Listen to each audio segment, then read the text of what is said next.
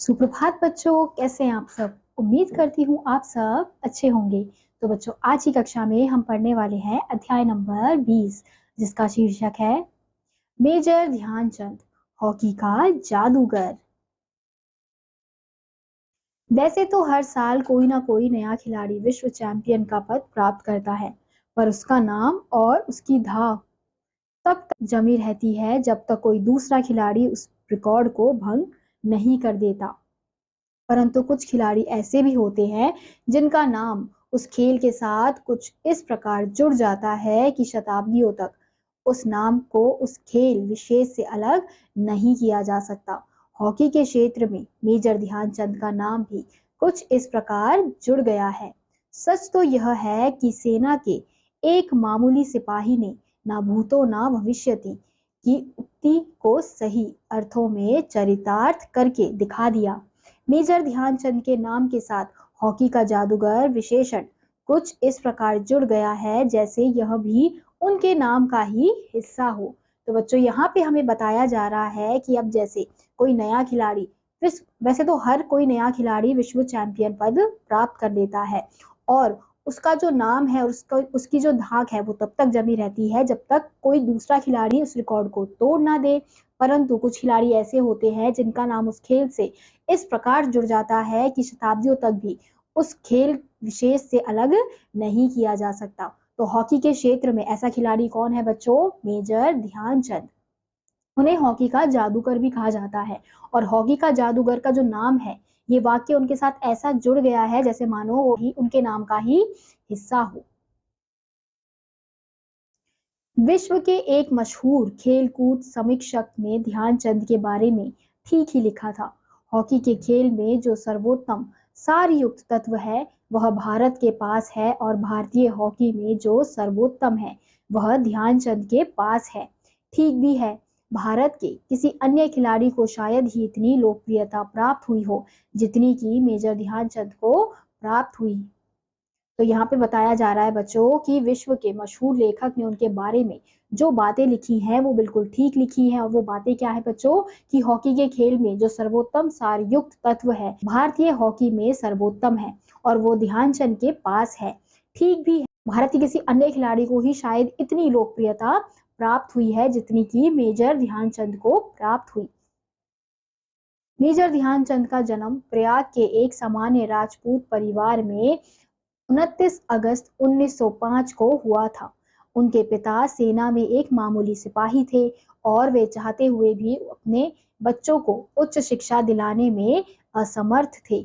ध्यानचंद को बचपन में खेलकूद में कोई विशेष दिलचस्पी हो ऐसी बात भी नहीं थी, मगर कुछ बात तो थी जिसके कारण वह सतत साधना और अभ्यास से ही स्थान पर पहुंच गया जहां आज तक दुनिया का कोई हॉकी खिलाड़ी नहीं पहुंच पाया।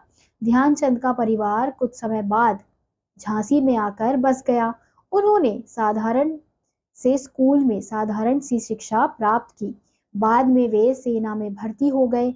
तब तक भी उनके मन में हॉकी के लिए विशेष लगाव नहीं था।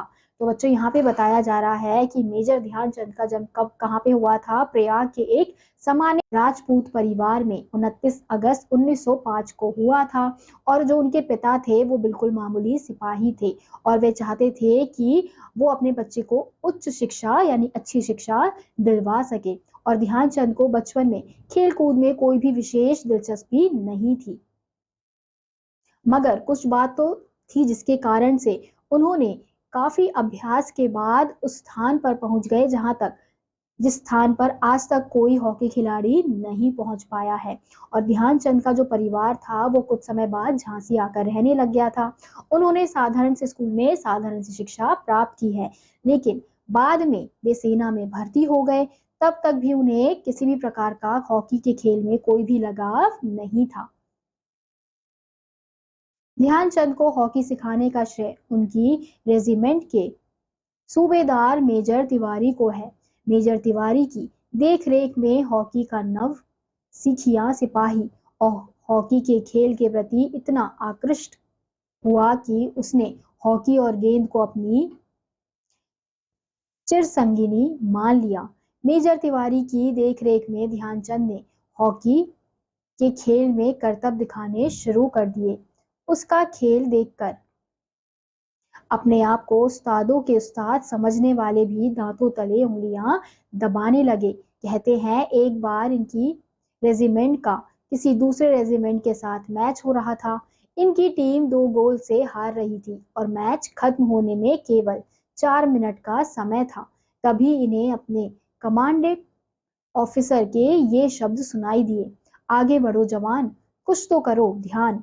बस फिर क्या था, ध्यानचंद के शरीर में बिजली आ गई और उसने 4 मिनट में 3 गोल बनाकर वह काम कर दिया जो दुनिया का शायद ही कोई और खिलाड़ी कर सके। तो बच्चों यहाँ पे हमें बताया जा रहा है कि ध्यानचंद के हॉकी सीखने का जो श्रेय है किसको जाता है, रेजिमेंट के सूबेदार मेजर तिवारी को जाता है। और जो मेजर तिवारी है उनकी देखरेख में रहकर ही ध्यानचंद ने हॉकी खेलना सीखा है। और एक बार की बात है कि उनकी रेजिमेंट का दूसरे रेजिमेंट के साथ मैच हो रहा था और इनकी टीम 2 गोल से हार रही थी और मैच खत्म होने में केवल 4 मिनट बाकी थे। तभी उनके कमांडिंग ऑफिसर कुछ शब्द दोहराते हैं। वो शब्द होते हैं, आगे बढ़ो जवान, कुछ तो करो ध्यान। और ये शब्दों को सुनते ही उनकी जो शरीर में बिजली सी आ जाती है, यानी कि वो फिर ध्यान लगाकर खेलने लगते हैं और 4 मिनट में वो 3 गोले बनाकर अपने रेजिमेंट को जितवा देते हैं। और ऐसा काम शायद ही किसी और खिलाड़ी ने कभी किया होगा। बस उसी दिन से उनका नाम सारे देश में फैल गया। ध्यानचंद सेंटर फॉरवर्ड के स्थान पर खेलते थे और अंत तक वह इसी स्थान पर खेलते रहे। फॉरवर्ड खिलाड़ी पर ही गोल की सबसे अधिक जिम्मेदारी होती है। आज से लगभग 90 वर्ष पूर्व जब अंतर्राष्ट्रीय प्रतियोगिता के लिए भारतीय हॉकी खिलाड़ियों का चुनाव किया गया, तब देश के चोटी के खिलाड़ियों को चुना गया। उस टीम में ध्यानचंद नाम का एक पतला सा सैनिक भी था। सन 1926 में भारतीय सेना के हॉकी दल को 10 महीने के दौरे पर न्यूजीलैंड भेजा गया। यह दौरा ध्यानचंद के लिए बड़ा महत्वपूर्ण था। उन दिनों न्यूजीलैंड की हॉकी टीम काफी मजबूत मानी जाती थी, पर न्यूजीलैंड के दर्शक ध्यानचंद का खेल और उनकी गोल करने की व्यू रचना देखकर हतप्रभ रह गए। न्यूजीलैंड के दौरे के बाद ध्यानचंद ने हॉकी के खेल में अंतर्राष्ट्रीय दक्षता प्राप्त कर ली। अब उनका नाम दुनिया भर के हॉकी प्रेमियों की जुबान पर था। सेना के उच्च अधिकारियों ने उनके शानदार खेल प्रदर्शन से प्रसन्न होकर उन्हें सिपाही से लांस नायक बना दिया। सन 1928 में जब ध्यानचंद पहली बार भारतीय टीम के साथ एम्स्टर्डम ओलंपिक में भाग लेने गए, उस समय वह लांस नायक ही थे। सन 1932 के ओलंपिक खेलों तक वे नायक बन चुके थे। सन 1938 में वे सूबेदार, लेफ्टिनेंट, कैप्टन और बाद में मेजर नियुक्त किए गए। तो यहाँ हम देख सकते हैं कि मेजर ध्यानचंद की किस प्रकार से उन्नति बच्चों होती जा रही थी। एम्स्टर्डम 1928 और लॉस एंजल्स 1932 की ओलंपिक प्रतियोगिता जीतने के बाद भारतीय टीम सन 1936 में बर्लिन ओलंपिक में भाग लेने गई। तब दर्शक इस सैनिक के चमत्कारी खेल को देखकर दंग रह गए। दर्शकों और अधिकारियों को यह शक हुआ कि कहीं इस खिलाड़ी ने अपनी स्टिक के साथ कोई चुंबकीय शक्ति तो नहीं लगा रखी है, जिसके कारण गेंद हमेशा उसकी स्टिक के साथ ही चिपकी रहती है। तो बच्चों जहां जहां भी वो खेलने के लिए जा रहे थे, किसी भी प्रतियोगिता में वो भाग ले रहे थे, तो वहां के जो दर्शक थे वो उन खिलाड़ियों को देखकर बहुत ज्यादा अचंभित हो जाते थे। वहां के लोग क्या सोचते थे, दर्शक क्या सोचते थे कि उनकी स्टिक के साथ कोई चुंबकीय शक्ति है, इसलिए जो बॉल है हमेशा उनकी स्टिक से चिपकी रहती है। उनका खेल इतना शानदार था कि उनके खेल को देखकर सब दंग रह जाते थे।